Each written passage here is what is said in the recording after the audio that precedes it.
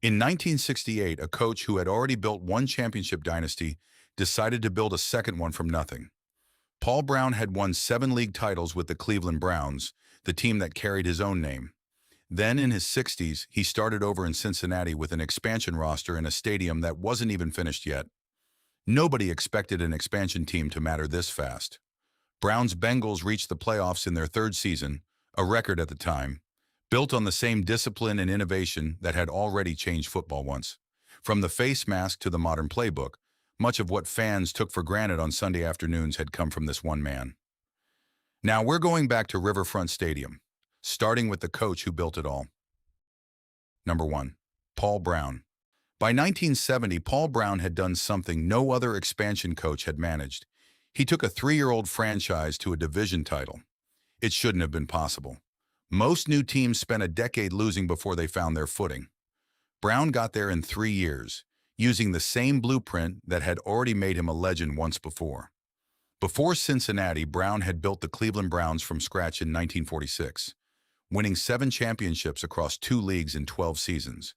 He was already a Hall of Famer, already inducted in 1967, before he ever coached a single game for the team he founded next.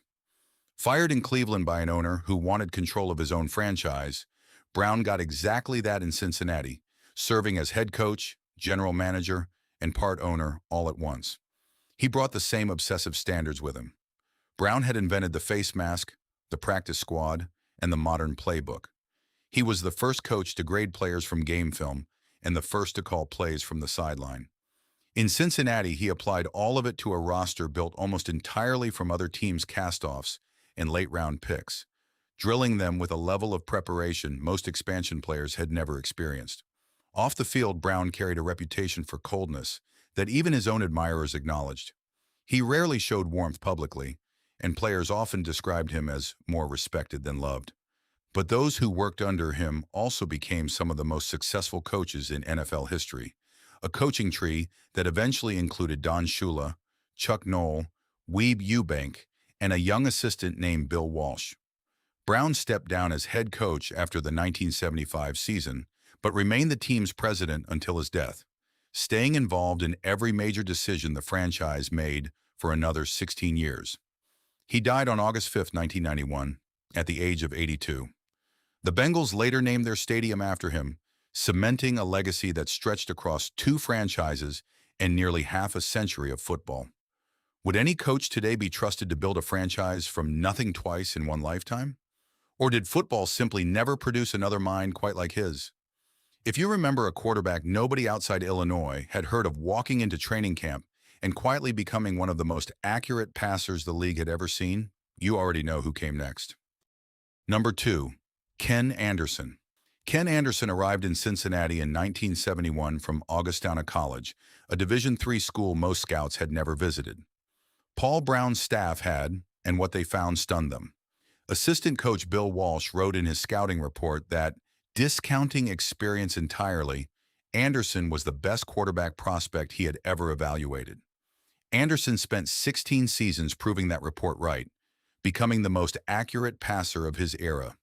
He led the NFL in passer rating 4 separate times, spread a decade apart, a distinction no other quarterback in the game's history could claim in quite the same way.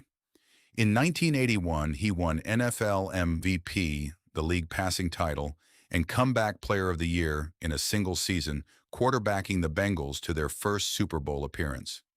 His playing style was defined by patience and precision rather than flash. Anderson rarely forced throws into coverage, favoring the quick, timing-based passing game that Walsh had installed years earlier. Teammates trusted him not for his arm strength, but for his judgment, a quarterback who almost never beat himself. Despite 4 passing titles, an MVP season, and a Super Bowl appearance, Anderson has never been inducted into the Pro Football Hall of Fame. He remains one of only 5 quarterbacks in NFL history to win at least 4 passing titles, and the only one still on the outside looking in.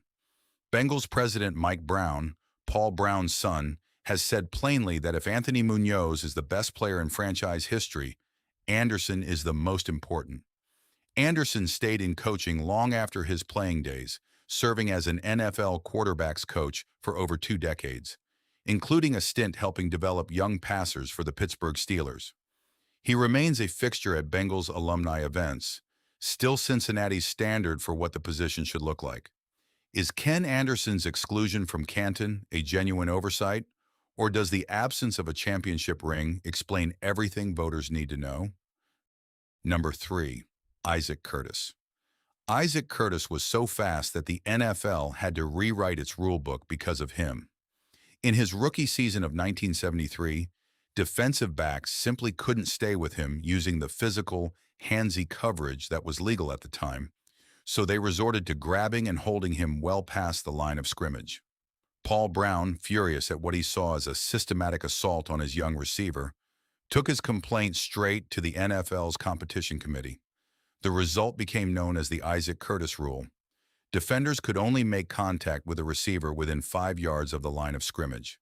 Beyond that, any contact was holding, an automatic first down.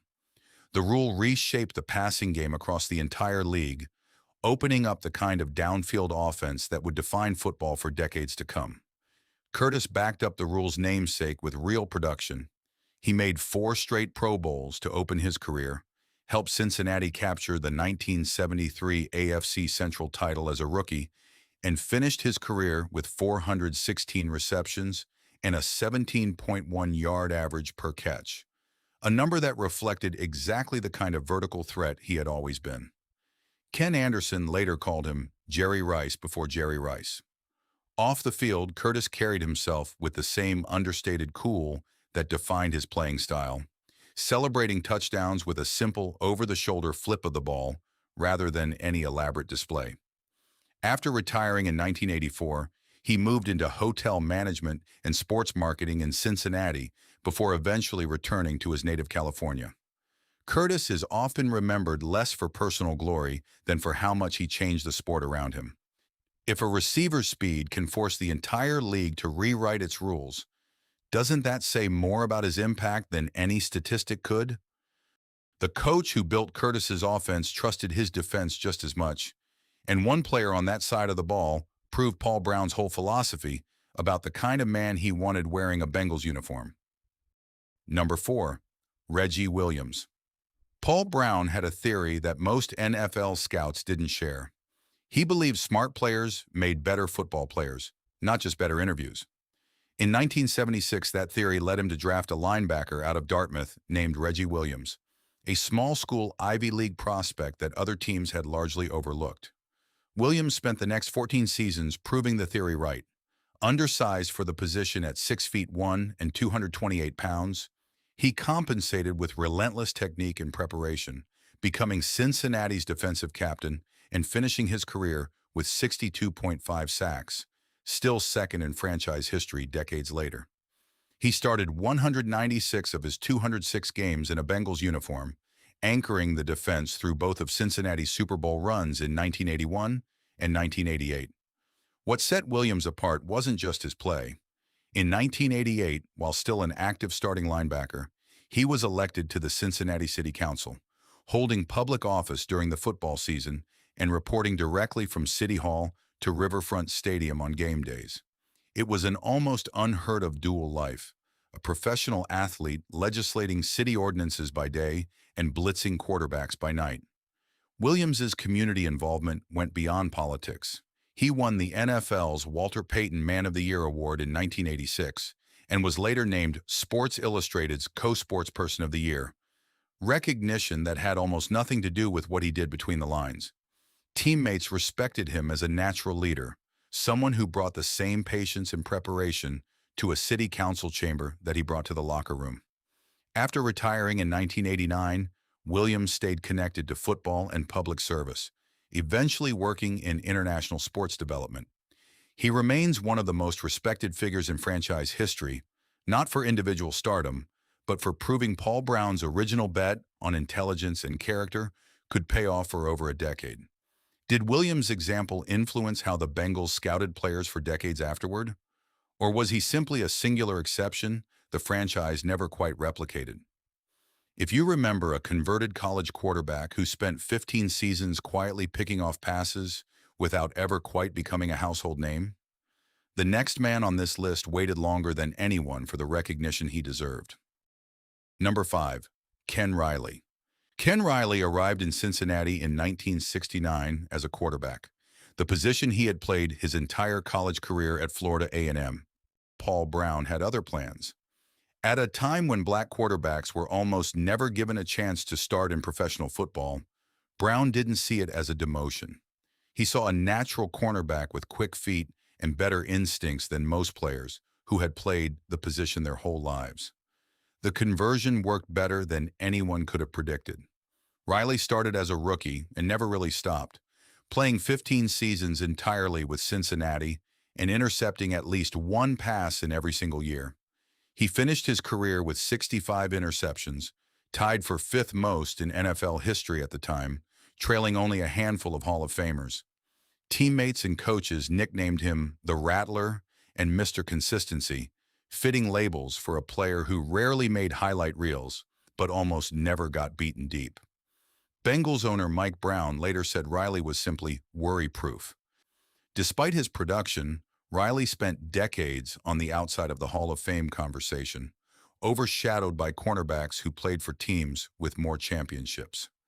He died on June 7, 2020, at his home in Bartow, Florida, at the age of 72, having never received the call to Canton during his lifetime. 3 years later, the Hall of Fame's class of 2023 finally included him. His son accepted the honor on his behalf, introduced by former teammate and fellow Hall of Famer Anthony Munoz. Was Ken Riley's 15 years of steady excellence simply too quiet to notice at the time? And does a posthumous induction still feel like justice? Or does it only underline how long the wait really was? Stories like these matter because the players who built this league rarely got to see how their legacies would finally be remembered. If you enjoy revisiting the teams and players who shaped the old NFL, subscribe to Gridiron Rewind. There are many more overlooked legends still waiting to be brought back into the conversation. Number 6. Anthony Munoz. On January 10, 1982, the temperature at Riverfront Stadium dropped to 59 degrees below zero with the wind chill, the coldest game in NFL history. Cincinnati hosted the San Diego Chargers for the AFC Championship in what became known as the Freezer Bowl, and in conditions that made throwing a football feel almost impossible, Anthony Munoz anchored an offensive line that helped carry the Bengals to their first Super Bowl appearance. Munoz arrived in Cincinnati 2 years earlier as the third overall pick in the 1980 draft, a decision that worried some evaluators given the multiple knee surgeries he'd undergone at USC. The Bengals trusted their evaluation anyway. Munoz started all 16 games as a rookie and never really looked back, becoming what many still consider the finest offensive tackle in NFL history.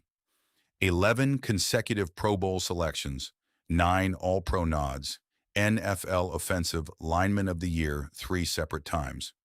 Munoz protected the pocket for both Ken Anderson and later Boomer Esiason, anchoring Cincinnati's offensive line through 2 separate Super Bowl runs in 1981 and 1988. What made Munoz remarkable wasn't just his dominance, but his availability. He started 182 of 185 possible games across 13 seasons, missing time only to injuries that would have ended most careers outright. Teammates described him as quietly relentless, a player who let his technique and preparation speak louder than any words ever could. In 1998, Munoz was inducted into the Pro Football Hall of Fame in his first year of eligibility, becoming the franchise's first enshrined player. He has remained in Cincinnati ever since retirement, deeply involved in the community, and widely credited as one of the city's most recognizable public figures, on or off a football field. For a franchise Paul Brown built from nothing in 1968, Munoz represented the clearest proof that the foundation had finally produced greatness the whole league had to recognize. Paul Brown built 2 franchises from nothing across a career that spanned nearly half a century, and Cincinnati was where he spent his final years proving he could still do it. The Bengals never delivered him a Super Bowl trophy, coming up short twice against San Francisco in the 1980s. But the program he built kept producing remarkable stories long after he stepped away from coaching. a quarterback still waiting for Canton's call, a receiver who forced the league to rewrite its rules, a coordinator who left to build a dynasty somewhere else, a cornerback honored decades after his death, and finally a tackle who proved the foundation was solid enough to produce a first-ballot Hall of Famer. So was Paul Brown's Cincinnati experiment a triumph, a near miss, or both at once? Tell us what you remember about those riverfront Sundays, especially if you were watching when the Bengals were still finding their footing. And subscribe to Gridiron Rewind as we keep bringing back the players, coaches, and teams that shaped the old NFL.